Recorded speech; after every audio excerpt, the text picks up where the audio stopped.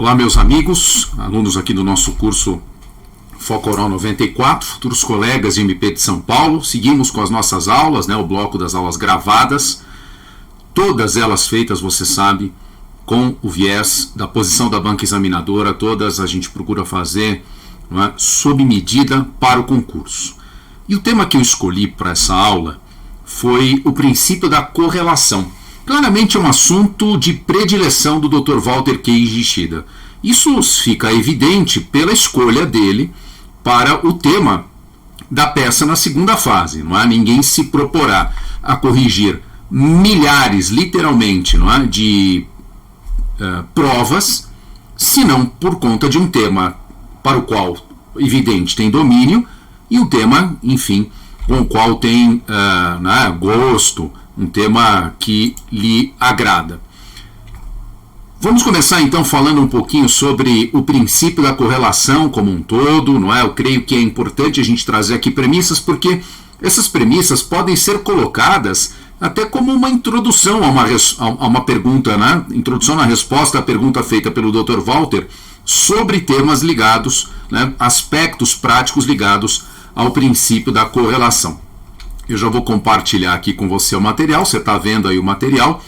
Então aqui os apontamentos das posições do Dr. Walter, porém, antes me permitam aqui introduzir para vocês os pontos centrais. Vamos colocar então como introdução, Como a gente bem sabe, o princípio da correlação entre acusação e sentença, também chamado de princípio da congruência, é o princípio que exige haver uma perfeita, total e absoluta correspondência entre os fatos descritos na inicial e os fatos que serão apreciados na sentença. Então, o princípio da correlação entre acusação e sentença, o princípio da congruência, ele exige que exista uma perfeita correspondência entre os fatos descritos na inicial e aqueles apreciados na sentença.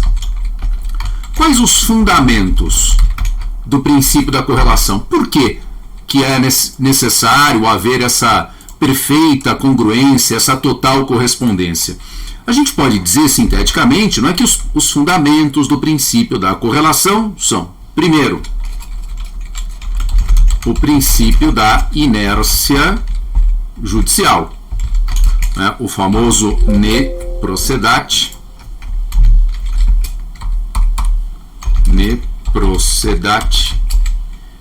iudex ex officio. O juiz não pode, de ofício, conhecer de fatos não descritos pelo autor na inicial. Portanto, se no curso do processo, na colheita da prova, na instrução, surgem fatos que não foram alegados pelo Ministério Público na denúncia, por mais provados que estejam, o juiz não pode reconhecê-los na sentença. Muito bem. O segundo fundamento é o princípio da ampla defesa. Uma das garantias que se deve assegurar à defesa é de que só deve impugnar, defender-se dos fatos alegados pela acusação. Essa é uma garantia fundamental, O balizamento da defesa é feito a partir dos fatos narrados na inicial. Então, o princípio da ampla defesa exige que se assegure à defesa a garantia de que só deve impugnar os fatos imputados ao agente na inicial. Ou ainda, sob uma outra ótica, sob uma outra perspectiva. Trata-se de garantir que o réu só será julgado pelos fatos descritos na denúncia ou na queixa. Tá bom? Então, os dois grandes fundamentos do princípio da correlação são esses aí que expusemos. A inércia da jurisdição, ou inércia judicial, como foi colocado aqui, não é? E o princípio da ampla defesa. Agora, há uma premissa que é fundamental, né? A verdadeira regra de ouro no processo penal. Dr. Walter, em várias passagens do seu livro, lembra essa regra de ouro. O réu se defende dos fatos que lhe são imputados na denúncia ou na queixa, e não de sua tipificação. Tá bom? Então, regra de ouro, importante, não se esqueça. A correlação deve ser aferida a partir dos fatos narrados. Muito bem. Em razão do princípio da correlação ou da correspondência, o processo penal tem dois institutos de extrema importância, que são a emendatio e a mutatio libelli. Os dispositivos do CPP que tratam do assunto, você deve se lembrar, são os artigos 383, emendatio libelli, muito embora no rito do júri haja um artigo quase que idêntico, o 418. Então lá no júri na primeira fase é o 418, mas o artigo geral é o 383. E a mutatio libelli, que é disciplinada no artigo 384. Não é?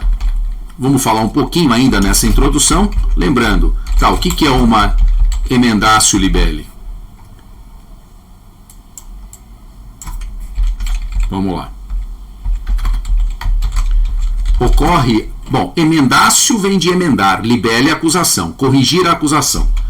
Ocorre quando o juiz, na sentença, dá ao fato descrito na inicial uma tipificação diversa.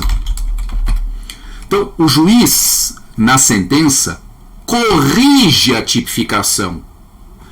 O pressuposto da emendatio libelli é que a tipificação elaborada pelo autor na peça acusatória esteja equivocada, e o juiz, então, corrige esse equívoco na sentença. Nesse caso, o juiz pode, por expressa disposição do artigo 383, dar a esse fato, inclusive, se for o caso, através da nova tipificação, uma pena mais grave. Então, ela ocorre quando o juiz, na sentença, dá ao fato descrito na inicial uma tipificação diversa. Isso é possível, ainda que o novo tipo penal contenha pena mais grave. Pergunta-se, mas e o princípio da ampla defesa como fica? Não há violação. Primeiro, óbvio, né, ao princípio da correlação.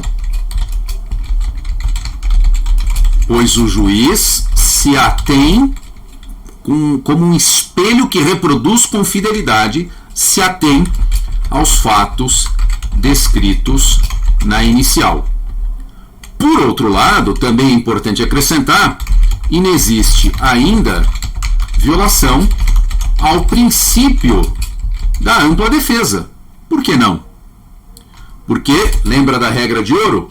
Porque o réu se defende dos fatos. O réu teve oportunidade durante a instrução do processo, durante toda a marcha processual, de se defender daquele fato que está descrito na peça acusatória. E o juiz, nessa sentença, está julgando, justamente reconhecendo, para condenar o réu, justamente aquele fato que se encontra descrito na peça acusatória. Então, tendo o juiz respeitado o fato, não há violação ao princípio da ampla defesa. Então, inexiste ainda a violação ao princípio da ampla defesa. Fundamento: o réu se defende dos fatos imputados. Tá bom? Tem um tema interessante, né, um assunto interessante que eu já adianto, expressamente abordado pelo Dr. Walter na sua obra. Ele faz o seguinte, uma ponderação entre o sistema processual penal e o processual civil, dizendo: o CPC, desde 2015, né, com o atual CPC, estabelece num sistema de cooperação entre as partes e o juízo a proibição da chamada decisão surpresa. Então ele cogita: será que o fato de o processo civil conter a regra evitando a chamada decisão surpresa não deveria justificar uma releitura do instituto da emendatio libelli, na medida em que, se até então a denúncia descrevia um fato e tipificava, por exemplo, como estelionato, mas o juiz, verificando que o fato está bem descrito e foi provado, mas a tipificação está errada, não é estelionato, mas furto mediante fraude, não deveria o juiz, em vez de prontamente condenar pelo furto mediante fraude, abrir vista às partes, no intuito de evitar a chamada decisão surpresa, informando, anunciando que alterou a tipificação, que entende que os fatos narrados não configuram aquele tipo penal, estelionato, e sim outro tipo penal, furto qualificado pela fraude? E o Dr. Walter expressamente afirma que não, voltando a apresentar como fundamento desta negativa a regra de ouro. O réu se defende dos fatos. Então o argumento é: não há surpresa nesse caso, porque o juiz está se atendo aos fatos descritos, tá? Então essa é uma dica importante, uma pergunta que ele pode fazer na prova, e aí é legal você conhecer a posição dele, não é? Porque você vai criar empatia, evidentemente conhecendo a posição que ele expressamente sustenta, reproduzindo o fundamento que ele traz. Bom, então o exemplo de emendatio libelli, né, acabei dando aqui. Então você imagina que, você lembra do ponto de vista do direito penal, qual é a diferença básica entre um estelionato e um furto mediante fraude? No estelionato, o engodo é empregado pelo agente a fim de iludir a vítima, fazendo com que ela espontaneamente entregue o bem ao autor do crime. Então o cara, por exemplo, vem com aquele ardil, né, o ardil, a conversa enganosa, ele vem com aquela conversa enganosa e faz com que a vítima, então, iludida por essa conversa enganosa, entregue espontaneamente o bem. Por exemplo, não tem tal o golpe do WhatsApp, a pessoa clona o WhatsApp de alguém, aí começa a mandar a mensagem para os contatos dessa pessoa, se fazendo passar por um parente, dizendo: olha, preciso de um dinheiro tal. E aí o parente que recebeu a mensagem não percebeu o golpe e acredita que realmente se trata do seu filho, do seu tio, do seu parente pedindo um dinheiro emprestado, e ele vai lá e empresta. Bom, nesse caso nós temos um estelionato. O engodo foi utilizado de que maneira? Para iludir a vítima, fazendo com que ela, em virtude dessa fraude, ela própria entregasse a vantagem indevida ao agente. Percebe? Então isso é o estelionato. E no furto mediante fraude?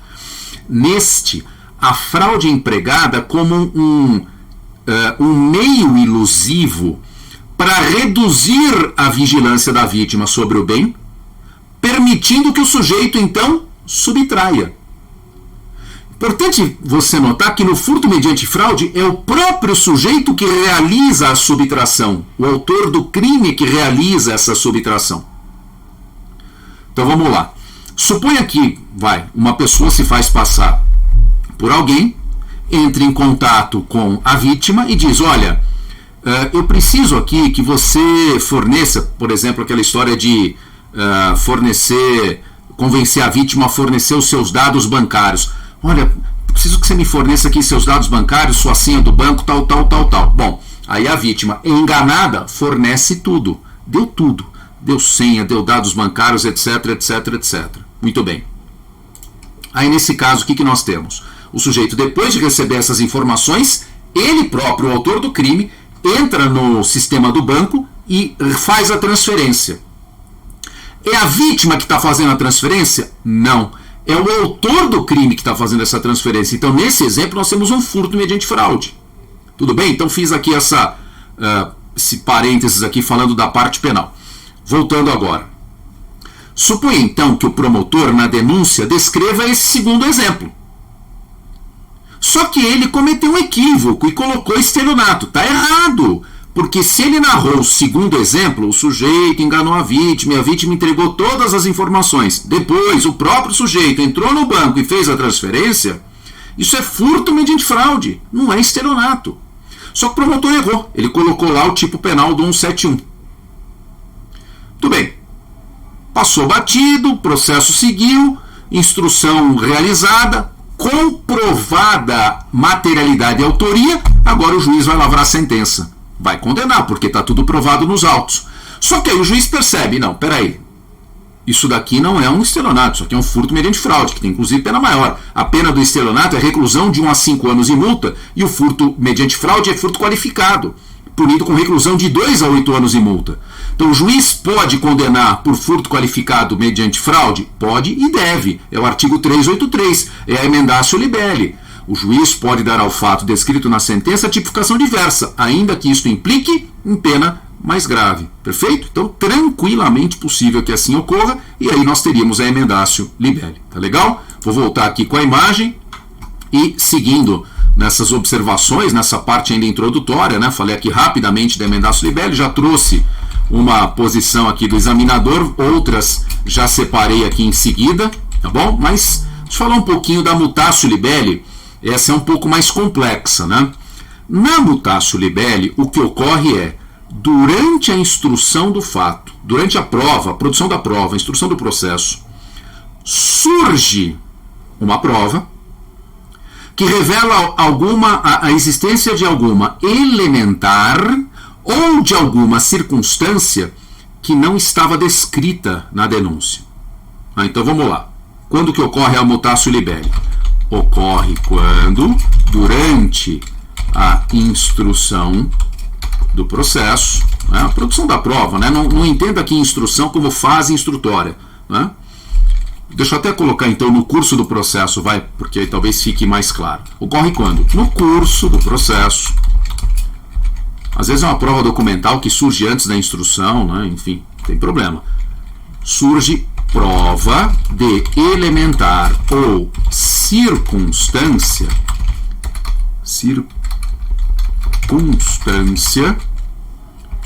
não descrita na denúncia ou queixa.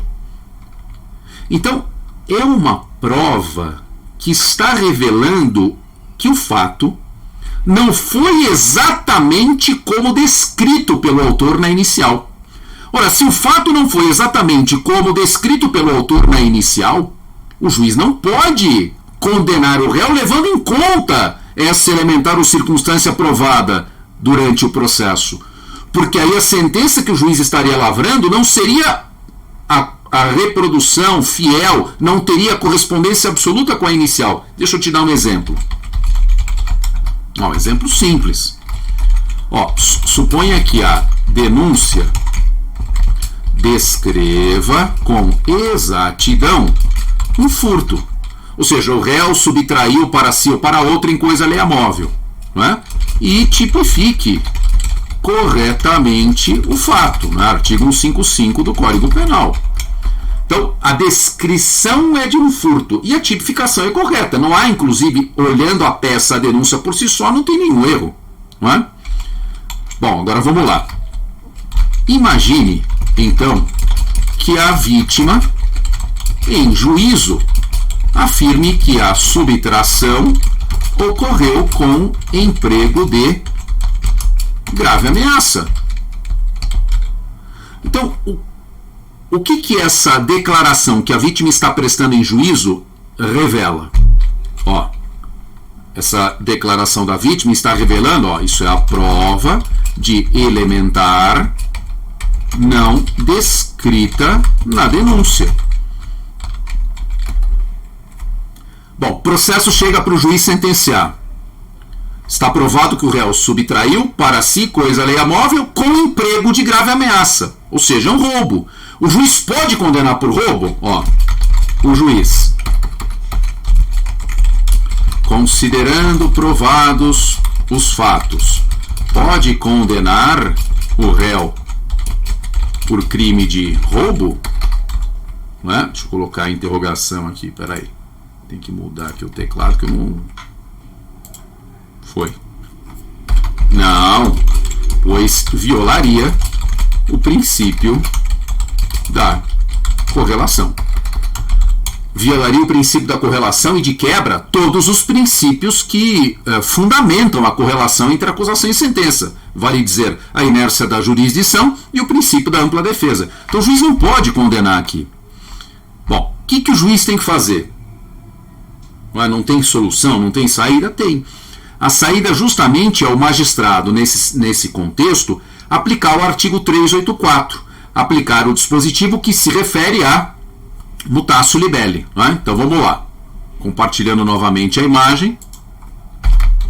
O juiz, nesse caso, deve aplicar o disposto no artigo 384 do CPP, que trata da mutatio libelli. Veja, mutatio vem de mudança, né? Não é uma mudança? Lógico, isso é uma mudança na acusação. Olha, eu te dei um exemplo em que a prova revela uma elementar não descrita na denúncia. Poderia ser uma circunstância do crime não descrita na denúncia. Aí a gente poderia dizer assim, imagine que o MP na denúncia imputou ao réu um furto simples. Tipificou num 55 caput. E aí, durante a instrução do processo, é juntado um laudo pericial demonstrando que o réu, para praticar o furto, destruiu um obstáculo colocado para evitar a subtração do bem. Então, nesse caso, a perícia está trazendo aos autos a prova de uma circunstância. No caso, uma qualificadora. A destruição ou rompimento do obstáculo à subtração do bem. O juiz pode condenar por furto qualificado? Não, a denúncia descreve um furto simples. Como é que faz? Igualzinho está aqui. Então, o juiz, nesse caso, tem que aplicar o disposto no artigo 384. Bom, vamos lá, já mais um detalhe, né? Há quem diga o seguinte, olha, mas se o juiz toma a iniciativa de aplicar o 384, que na prática o primeiro passo vai ser o juiz não sentencia e manda para o MP aditar a denúncia. Vai ser primeiro ponto, o juiz deixa de sentenciar, o processo estava concluído para a sentença, o juiz deixa de sentenciar, manda para o MP efetuar o aditamento. Há quem diga que isso viola o sistema acusatório, porque o juiz está provocando o autor para emendar sua inicial. O juiz está provocando o Ministério Público para aditar a denúncia. Não obstante essa crítica doutrinária, o Dr. Walter não corrobora com esse entendimento e diz o seguinte, que não há violação ao princípio acusatório, mas é sempre importante que se recomende, e que o juiz observe o cuidado de, no despacho que aplica o 384, utilizar termos comedidos, para evitar pré-julgamento. Então vamos lá, para o exame. Bom, aliás, deixa eu colocar aqui na sequência. O juiz, nesse caso, deve aplicar o artigo 384. A primeira providência prevista no dispositivo é o juiz determinar o envio dos autos ao MP para realizar o aditamento da denúncia ou queixa subsidiária, Às vezes houve lá uma ação penal privada subsidiária da pública, tá bom? Não há violação ao sistema acusatório, conquanto o juiz não realize um pré-julgamento. Estou reproduzindo aqui o argumento colocado pelo Dr. Walter, Conquanto o juiz não realize um pré-julgamento, isto é, profira um despacho sem antecipar sua convicção. E como é que seria um despacho como esse? Um despacho bem simples, Tendo em vista as declarações de folhas tal, tendo em vista o laudo de folhas tal, no caso do roubo, tendo em vista as declarações da vítima de folhas tal, ao MP para que analise se é caso de aditamento. Ponto. Tendo em vista o laudo, no caso do furto qualificado, tendo em vista o laudo de folhas tal, ao MP para que analise eventual necessidade de aditamento. Tá certo? Beleza? Então, assim que funciona a mutatio libelli. Quais são as providências, que ocorrem aqui? Vamos lá, providências previstas no artigo 384. Então, primeira providência, o juiz baixa os autos e encaminha ao MP para aditamento. Segunda providência, o MP realiza o aditamento no prazo de 5 dias.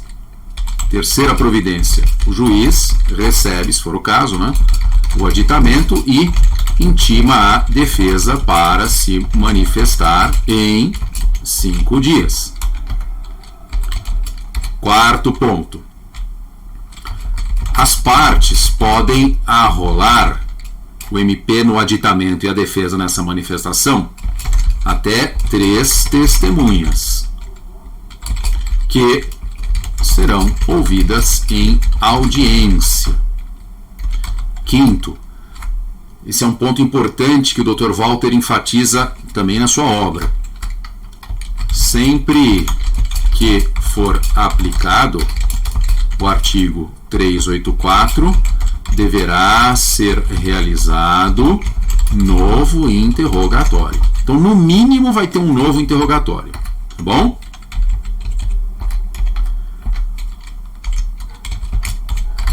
Encerrada a nova instrução, as partes terão oportunidade de oferecer novas alegações finais e, por último, sentença. O juiz profere a sentença. Tá bom? Então essa é a dinâmica do artigo 384. Detalhe básico, né? Tá no texto da lei, ó. Juiz baixa os autos e encaminha o MP para aditamento. O MP realiza o aditamento em 5 dias. Então vamos lá. E se o MP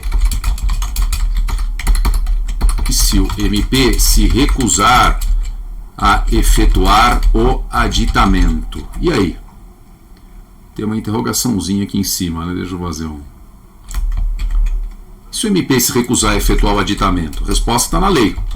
O juiz aplica o artigo 28 do CPP, ou seja, encaminha os autos ao Procurador-Geral de Justiça. Olha, eu, no meu período bem estendido aí de 12 anos na assessoria do Procurador-Geral de Justiça, a gente recebia vários casos de promotores criminais que se recusavam a efetuar o aditamento. Normalmente esses casos ocorriam, o mais comum desses casos, né, então isso é muito comum, que eu vou falar agora para vocês no dia a dia do promotor criminal, eram aqueles casos em que o MP denunciava o réu por roubo, o MP imputava ao réu crime de roubo, e o juiz, na instrução, entendia que não se provou ter o réu participado do roubo, ou sido o autor do roubo. Mas o juiz entendia que havia elementos em tese para imputar ao réu receptação. É uma situação clássica, né? Uma vítima, por exemplo, é abordada no trânsito por um motoqueiro com capacete e com um carona, um garupa também de capacete. Aponta a arma e subtrai o veículo. Manda a vítima sair do carro, o garupa pega o volante do veículo, subtrai. Isso é um roubo. Bom, aí vai lá a vítima, reconhece na fase policial, os sujeitos são presos e tal. Aí de repente chega a vítima em juízo e por vários motivos diz, mas então eu reconheci, na polícia eu tive certeza, mas aqui em juízo eu não estou tão segura, afinal já se passaram X tempo, tal. Né? O sujeito está com uma aparência um pouco diferente, lógico, né? Às vezes o cara estava cabeludo lá atrás, aqui vai estar careca, né? Ou estava de capacete, de repente, né? A vítima diz, eu lembro eu reconheci pelo olhar, etc., pelo formato do nariz e tal, mas aqui já passou bastante tempo, eu não tenho a mesma convicção. Aí tem juiz que entende que isso enfraquece a prova do roubo, mas não impede condenar por receptação se o sujeito foi preso conduzindo o carro roubado. Tá aí o juiz, na fase da sentença, aplica o 384, o mutácio libelli, e fala para o MP aditar, em tese, para uma receptação. E o MP diz, não vou aditar, porque entendo que está provado que foi roubo, que a prova não descaracteriza a convicção de que houve um roubo. E aí o MP não aditou. O que o juiz faz? Aplica o artigo 28 e manda para o Procurador-Geral. Então isso é muito comum acontecer. Tá bom?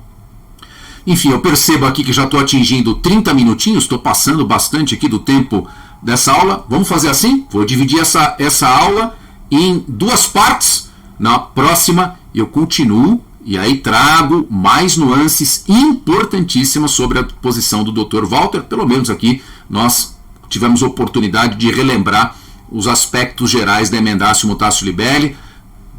Parte 2 aí da aula vai ter bastante coisa, hein? Cuidado, potencial pegadinha, conceitos similares, mutatio libelli diferente de mutatio actionis, não é? Se o juiz pode aplicar emendatio libelli na fase do despacho liminar, quando recebe a inicial. Puxa, tem bastante coisa aí para a gente ver. Bom, deixa para a próxima parte da aula.